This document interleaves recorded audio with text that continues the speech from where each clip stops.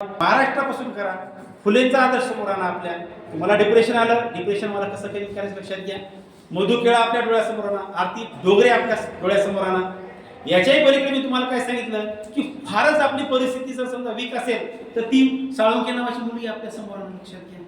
निलेश दहिकर हा आमचा आयडॉल असला पाहिजे, लक्षात घ्या. तर खऱ्या अर्थानं आम्ही आमच्या आयुष्यामध्ये सक्सेस होऊ शकतो, लक्षात घ्या. आणि मग आपण म्हणतो की नाही मग बिल गेट्स मोठा काय झाला, लक्षात घ्या. बिल गेट्स एक साधं उदाहरण लक्षात घ्या की तो म्हणतो की तुम्ही गरिबीमध्ये जन्मात हा तुमचा दोष आहे, लक्षात घ्या. तर तुम्ही गरिबीमध्ये मरणार हा तुमचा सगळ्यात मोठा दोष आहे. तुम्ही गरीब म्हणून जन्माला तुम्ही गरिबीत मरावं का? नाहीये. मी माझे एफर्ट्स करायला पाहिजे. मी त्या पद्धतीने प्रयत्न केले पाहिजेत की ज्या माध्यमातून मी माझ्या गरिबीवर मात करू शकतो. आणि तुमच्या महाविद्यालयामध्ये आल्यानंतर मी खरंच मला कधी कधी खूप प्रसन्न वाटलं. कॅम्पस सुंदर आहे, स्टाफ सुंदर आहे, सगळं वातावरण आहे. आणि जिथं विद्यार्थी जिथे मी असली तिथे आम्हालाही वाईट वाटते.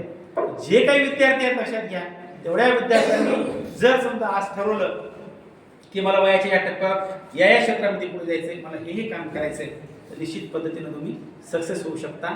सौम्या शर्मा नावाच्या एका IAS मुलीची सुद्धा स्टोरी अशीच आहे, लक्षात घ्या. की जी डिसेबल आहे, 95% तिला ऐकू येत नाही, लक्षात घ्या.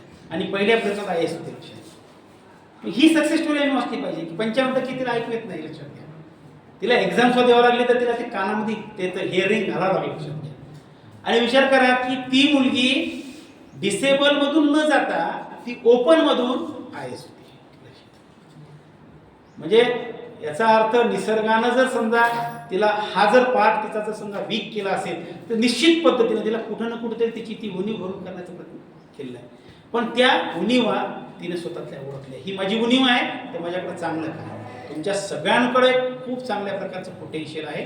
त्या पोटॅशियलचा वापर जर तुम्ही केला तर निश्चित पद्धतीने तुम्ही तुमच्या आयुष्यामध्ये यशस्वी होऊ शकता असं मला वाटतंय. आणि म्हणून महात्मा गांधीजी असतील किंवा चांगल्या पद्धतीने व्यायाम करा.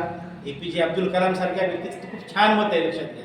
त्याने सर्व सांगितलंय की म्हणजे अयशस्वीता जी आहे, लक्षात घ्या. म्हणजे अयशस्वीता तुम्हाला दूर करायची असेल तर प्रचंड मेहनत तुम्हाला करावी लागणार, लक्षात घ्या. तर तुम्ही सक्सेस होऊ शकता, लक्षात घ्या.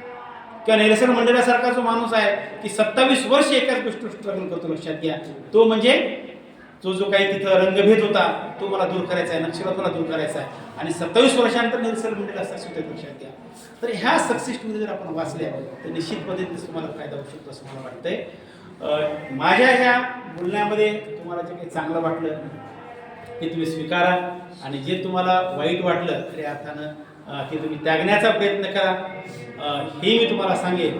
आणि इथं विभागाच्या माध्यमातून, होम सायन्स विभागाच्या माध्यमातून आदरणीय प्राचार्य कंदारे सरांनी जे इथं मला बोलून माझा तो मान सन्मान केला आणि तुम्ही सर्वांनी जे शांत चित्तानं माझं जे बोलणं आहे, डायलॉग आहे, तो ऐकून घेतला त्याबद्दल तुमच्या सर्वांचे धन्यवाद.